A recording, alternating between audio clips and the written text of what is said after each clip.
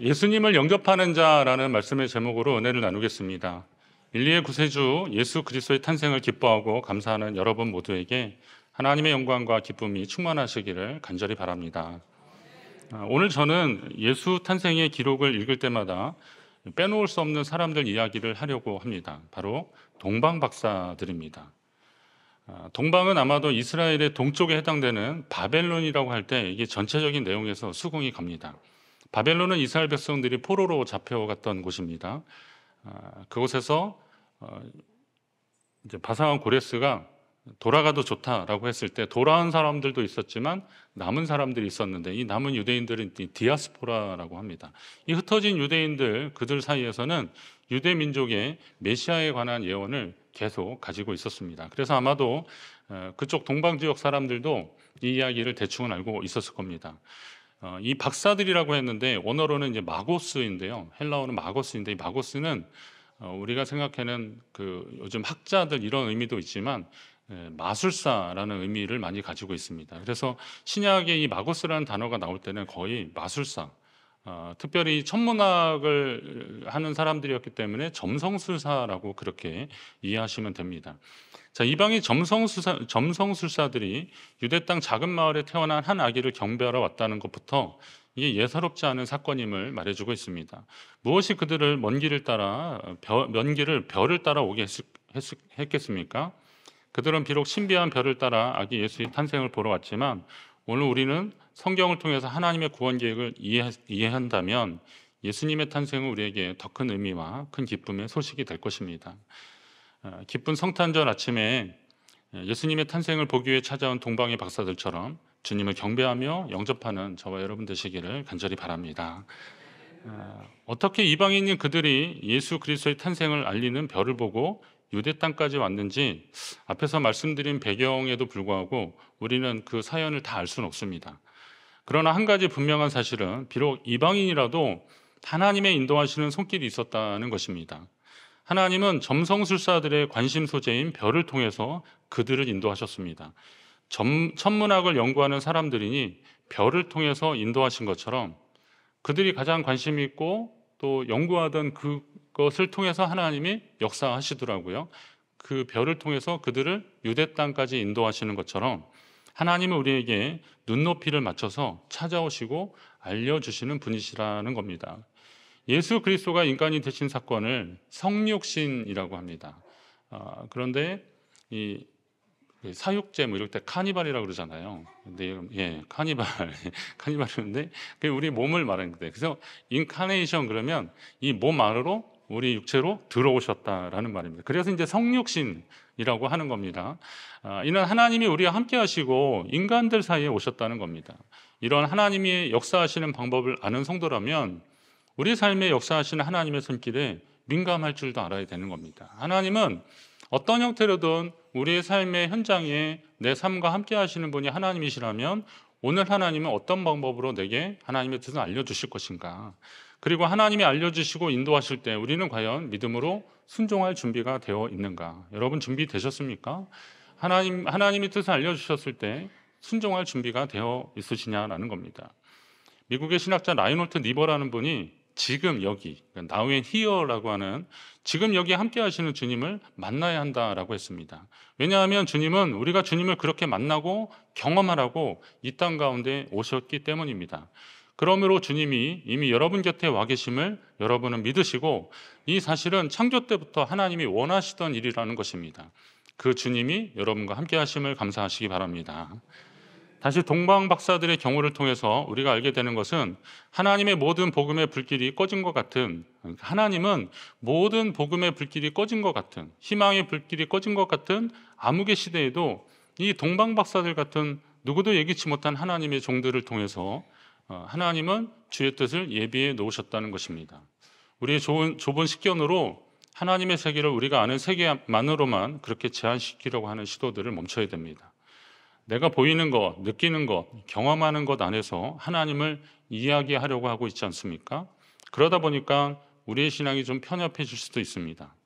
오늘 우리 청년들이 이렇게 활기찬 음악에 맞춰서 댄싱을 했는데 이건 적어도 한 20, 30년 전에는 교회에서 상상할 수 없는 일들이었습니다. 시대가 바뀌고 진리가 바뀌었냐? 전 그렇게 보지 않거든요.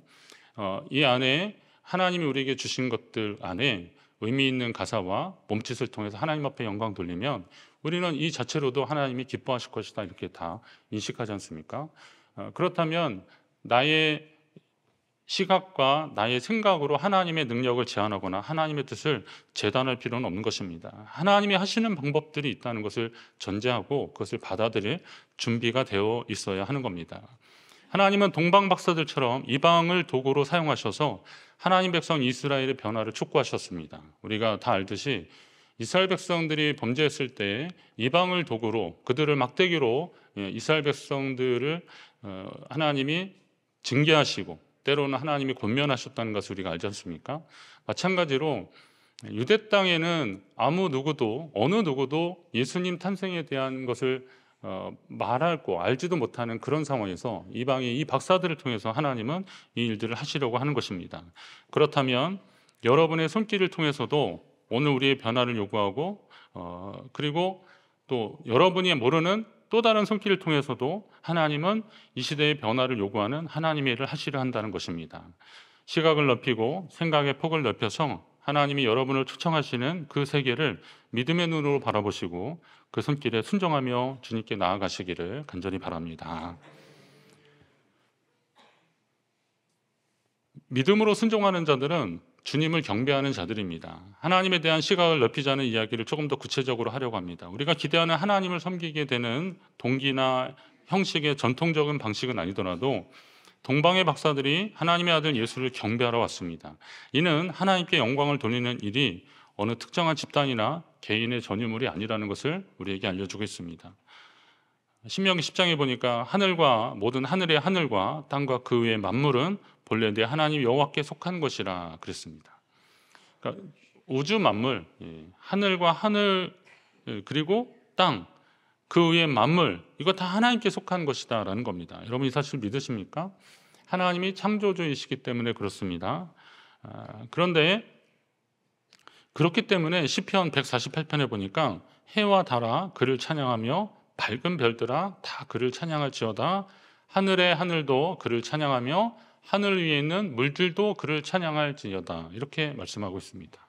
자, 모든 피조물이 하나님을 찬양하는 것이 마땅하다 하는 것입니다. 왜냐하면 온 우주에 하나님의 손으로 창조하신 것들이 가득하기 때문에, 이 모든 것들이 하나님의 손으로 창조하신 것이 맞기 때문에 모든 피조물들이 하나님을 찬양하는 것이 맞다는 겁니다. 그렇다면 하나님의 형상으로 지음받은 존재, 그냥 하나님의 빛이 있으라, 뭐가 있으라 라고 해서 그냥 지으신 거하고 하나님의 형상을 따라 지은 존재하고는 분명히 다른 거죠. 차별해야 됩니다. 그리고 거기에 생기를 불어넣으셨거든요. 그렇다면 우리는 그 모든 만물 중에서 더 특별한 존재들인 우리라면 우리는 더 깊이 하나님 앞에 감사하며 주를 찬양하기를 간절히 바랍니다. 모든 만물들이, 모든 피조물이 하나님을 찬양하는 것이 마땅하다면 또 같은 주를 섬기는 자들이 한 목소리로 주님을 찬양하는 것이 마땅합니다. 오늘 시온성가대가 찬양했는데 그 찬양을 우리는 마음으로 함께 따라하고 또 일어나서 찬양하자니까 거부감 없이 우리 함께 찬양하는 것은 우리는 하나님을 찬양하도록 하나님께서 우리를 만드셨기 때문에 그렇습니다. 우리 입술의 찬양을 통해서 한 목소리로 하나님을 찬양하고 우리 회중 가운데 함께 하나님을 찬양하는 그 소리를 주님이 기뻐하실 줄로 믿습니다. 그럼 주님만 기뻐하시겠습니까? 함께 찬양하는 우리 자신도 한없는 기쁨과 감격이 있는 것입니다. 그렇다면 이제 우리가 같은 하나님께 예배하며 같은 주님의 말씀을 듣고 주님의 이름을 찬양하면서 주님 안에서 하나됨을 또 경험해야 한다는 것입니다. 당시의 대제사장이나 서기관들은 성경을 보통 이상으로 연구하던 사람들이 아니었습니다. 이 사람들은 성경에 아주 푹 빠진 사람들이었습니다. 그렇다면 메시아에 대한 예언도 그들이 모르진 않았을 것입니다. 유대 땅 베들레헴에 미가서나 이런 다른 구약의 예언서를 통해서 그 땅에 우리 구주가 나실 것이다 라는 것을 그들은 모르지 않았습니다. 이미 여러 곳에 기록되어 있습니다. 결국 문제는 지식이 아니라 믿음이었던 겁니다. 믿음이 없으니 같은 하나님의 말씀을 읽고도 하나님의 뜻을 모르고 하나님의 독생자가 지금 이 땅에 오시는 것을 그들은 인정하지 않게 되는 겁니다. 참 답답합니다. 아이러니하게도 유대인의 왕으로 오신 하나님의 아들 예수님이지만 정작 유대의 종교 지도자들이 외면하고 또 몰랐다는 것은 무엇을 의미하겠습니까? 그들은 하나님의 말씀을 진심으로 연구한 것이 아닙니다. 그냥 그때그때 자기의 형식에 맞게, 그리고 사람들 앞에 보여지는 것을 중심으로 해서 말씀을 읽었지, 그 속에서 정말 하나님의 역사하시기를 기대하면서 하나님의 말씀을 연구한 것이 아닙니다. 그러나 하나님은 이방의 박사들을 통해서라도 이 땅에 오시는 예수님을 알리고 영접하게 해주셨습니다. 예수님이 예루살렘에 입성하실 때 어린아이를 비롯한 수많은 무리들이 호산나, 호산나 이렇게 외쳤습니다. 이게 호산나라는 말은 주여 이제 우리를 구원하소서 이런 말들이거든요. 그랬더니 서기관이나 바리새인들이 그거를 막 제지했습니다. 그러자 주님이 말씀하십니다. 만약 이 사람들이 잠잠하면 뭐가요? 이 사람들이 침묵하면 돌들이 소리 지르리라. 하나님은 너희가 침묵하면 돌들을 소리 지르게 해서라도 호산나 하게 하실 것이다 라는 겁니다. 이 말씀은 사실 충격입니다. 우리가 하지 않으면 그거를 누구라도 하게 하시겠다는 거예요. 그렇다면 이왕이면 믿음의 사람들이라면 어떻게 하셔야 돼요? 주님, 제가 하겠습니다.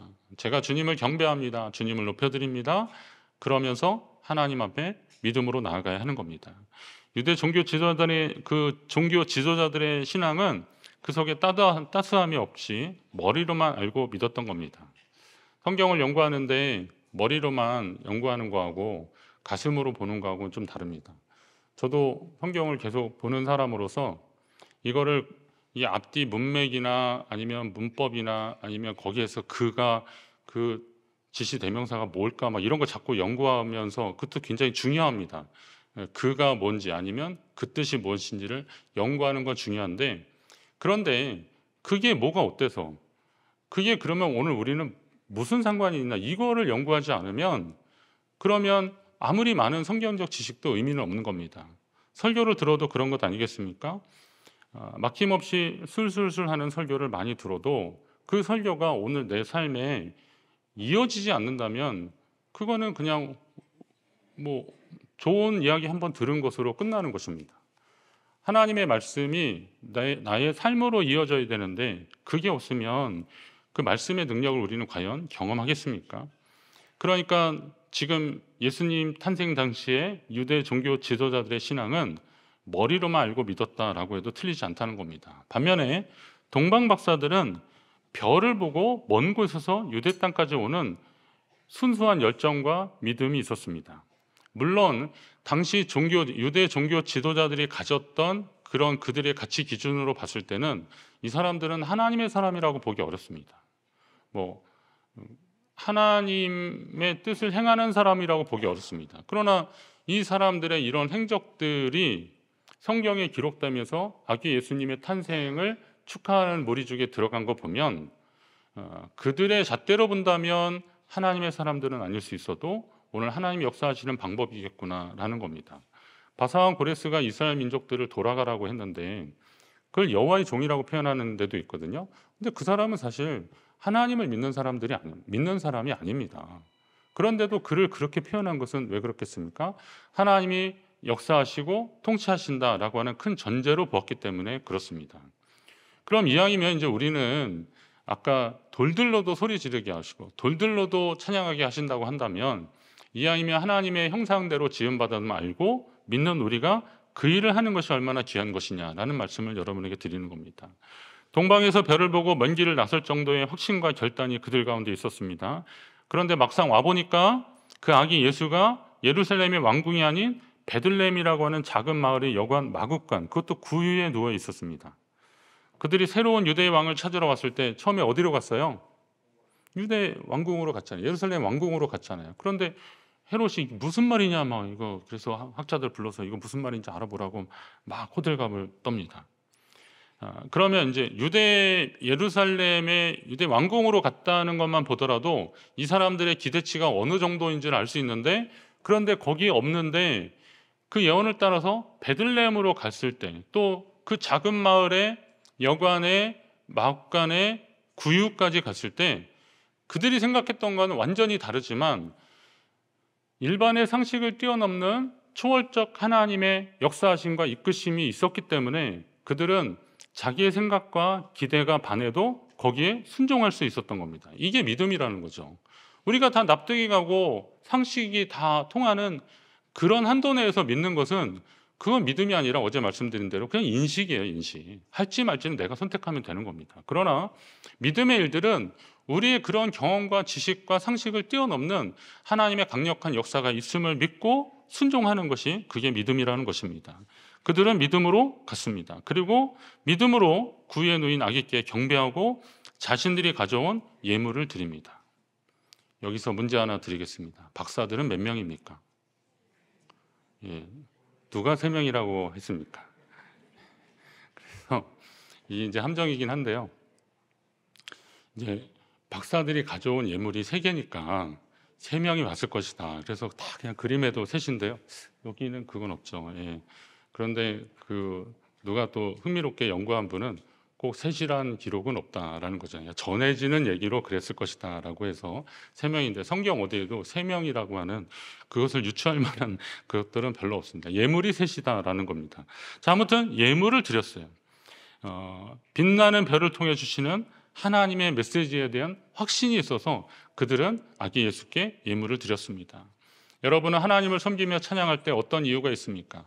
솔직히 그런 이유가 많았으면 좋겠다. 저는 그런 마음은 솔직히 있습니다. 내가 하나님을 찬양하는 이유가 우리 추수감사 때나 이런 많은 그거 있잖아요. 10,000가지 이유. 예. 그래서 송축해 내 영혼 이 찬양 있잖아요. 10,000가지 이유로 하나님을 찬양했으면 정말 좋을 것 같아요. 그런데 여러분, 믿음이 꼭 그렇습니까? 10,000가지 꼭 이유가 넘쳐납니까? 우리 삶에? 예. 그렇지 않을 때 참 많잖아요. 그러면 생각해보면 우리가 주님을 찬양하고 감사할 이유가 꼭 있어야 할 필요는 없는 겁니다. 단지 주님은 존재 그 자체만으로도 찬양할 이유가 되시는 겁니다. 우리를 지으신 분이고 구원하신 분이시기 때문에 여러분의 찬양과 감사가 상황 때문이 아니라 주님의 임재 그 자체가 되시기를 간절히 바랍니다. 우리 찬양 중에 그런 거 있잖아요. 형제의 모습 속에 보이는 하나님 형상 아름다워라. 존귀한 주의 자녀 됐으니 사랑하며 섬기리. 한번 같이 할까요? 형제의 모습 속에, 형제의 모습 속에 보이는 하나님 형상 아름다워라. 존귀한 주의 자녀 됐으니 사랑하며 섬기. 옆에 분을 축복하면서 우리의 모임 중에 임하신 하나님 영광 아름다워라. 존귀한 왕이 여기 계시니 사랑하며 섬기리. 아멘. 할렐루야. 하나님은 그 존재 자체만으로도 위대하시고 우리는 감사할 수밖에 없는 사람들입니다. 그러면 그 하나님이 모이게 하시고 우리를 이 자리에 함께 하신 그 은혜로 인하여서 그 자체만으로도 하나님을 찬양하고 예배하는 저와 여러분 되시기를 간절히 바랍니다. 그게 주님을 경배하는 자들의 태도입니다. 그것이 주님을 경배하는 자들의 삶의 모습입니다. 그렇다면 이제 우리는 결단해야 됩니다. 먼 길을 달려온 동방 박사들의 손에는 3가지 예물이 있었습니다. 박사들이 3명인지 4명인지 5명인지 10명일 수도 있습니다. 2명일 수도 있습니다. 그러나 하여튼 복수의 사람들인 것은 분명합니다. 자, 그런데 그들에게는 3가지 예물이 있었습니다. 황금과 유향과 모략입니다. 이런 설교는 뭐 많이 들으셨을 테니까요. 황금은 동서고금을 막론하고 가장 값어치 있는 물질을 표현하는 겁니다. 이거는 왕께 드리는 예물입니다. 이걸 준비했고, 유향은 아라비아 지방의 관목에서 채취한 향기로운 송진으로 만든 것입니다. 그래서 이거는 특별히 제사하는데, 성전 제사나 헌물을 이렇게 구별하는데 이것을 사용했습니다. 이걸 바르거나 하면서 그렇게 사용했습니다. 이건 예수님의 제사장적 권위나 그리고 그분의 사역의 거룩함을 표현하는 그런 상징적 예물들이었습니다. 모략은 해막과 제사장을 성별하는데 기름에 있어서 아주 중요한 구성품입니다. 그 기름에 이거를 넣어서 같이 바르면서 구별했습니다. 그래서 모략의 향기는 하나님께 선택된 왕에게 붓는 기름을 의미하기도 합니다. 그래서 왕이나 제사장이나 선지자나 이런 사람들 기름 부어잖아요. 그거를 이제 어너인팅 이렇게 할 때 그때 이것이 사용되어졌습니다. 그러니까 결국 박사들은 가장 위대하신 분께 가장 고귀한 예물을 드렸다고 보시면 됩니다. 오늘 여러분은 예수 그리스도를 왕으로 그분의 권위와 능력을 의지하고 계십니까? 주님이 우리의 왕이십니까? 여러분이 주님, 오늘 박사들이 드리는 이 예물의 상징성만큼이나 주님을 높여드리고 있습니까? 그렇다면 그분 앞에 기꺼이 드릴 수 있는 예물은 과연 무엇이 있을까 한번 좀 잘 보십시오. 희생 없는 믿음은 능력이 없습니다. 저는 이거를 확신합니다. 믿음의 능력이 없으면 우리는 담대하게 주님의 이름으로 이 땅을 살기가 참 어렵더라고요. 그러니까 믿음의 능력이 있어야, 믿음의 권능이 있어야 우리가 담대하게 이 땅에 살 수 있고, 심지어는 믿음 때문에 목숨도 걸 수 있는 겁니다. 그러면 그 믿음의 능력이 어디서 나오는 거냐? 그거는 결국 내가 가장 아끼고 사랑하고 소중히 여기는 것에서 이 믿음의 능력이 나오더라고요. 물론 그 믿음은 하나님이 부어주시는 거지만 그 부어주시는 하나님의 그 선물에 반응하는 것들이 있다는 거죠. 그럼 반응을 뭘로 하겠습니까? 다른 거 가지고 하겠습니까? 다른 거 갖다 쓰겠습니까? 여러분에게 소유가 허락된 것, 여러분이 컨트롤할 수 있는 것, 이런 것들로 하나님 앞에 여러분의 믿음을 드릴 수 있는 겁니다. 따라서 주님을 믿는 자들이라면 주님께 희생하고 헌신해야 되는 겁니다. 희생과 헌신이 없는 믿음은 의미가 없다는 것이죠. 먼저 여러분 자신을 거룩한 산 제물로 주님께 드리시기 바랍니다. 오늘 이 시간이 하나님께 여러분을 산 제물로 드리는 시간들입니다. 로마서 12장 1절에 하나님의 모든 자비하심은 너희를 권하느니 너희 몸을 하나님 기뻐하시는 거룩한 산 제물로 드리라. 우리를 하나님이 기뻐하시는 거룩한 산 제물로 드리라 그랬는데, 산 제물이라는 것은 무슨 이렇게 생물, 살아있는 이런 정도의 제물 정도가 아니라, 그러니까 제사의 제물을 표현하다 보니까 이렇게 한 거지, 사실은 그건 뭐냐면 삶을 하나님께 드리라는 겁니다. 여러분의 삶을 하나님께 드리라. 이 세대를 본받지 말고 하나님이 기뻐하시는 구별되고 거룩한 삶을 하나님께 드리라는 겁니다. 거룩하면 구별이라고 말씀을 많이 드리거든요. 거룩함입니다. 강대상의 이 컵은 제가 손님이 왔을 때 커피 마시고 막 이럴 때 쓰지 않습니다. 물론 이거 제가 마시기도 하고 강사님도 쓰기도 하고 그러지만, 적어도 우리 간사님이 요거는 좀 특별히 관리를 해주십니다. 뚜껑까지 씌워 놓습니다. 그럼 적어도 이거는 하나님이 사용하시는 도구가 되는 겁니다. 구별하는 겁니다. 이 종도 마찬가지입니다. 어디 제가 호텔에 갔더니만 이런 종이 하나 있는데, 교회에서 치는 이런 큰 종 말고 조그만 거더라고요. 땡 치면 이제 그 종원이 나오고 그러는데, 이거 교회에 있어야 되는데 왜 여기 있지라고 생각이 들었어요.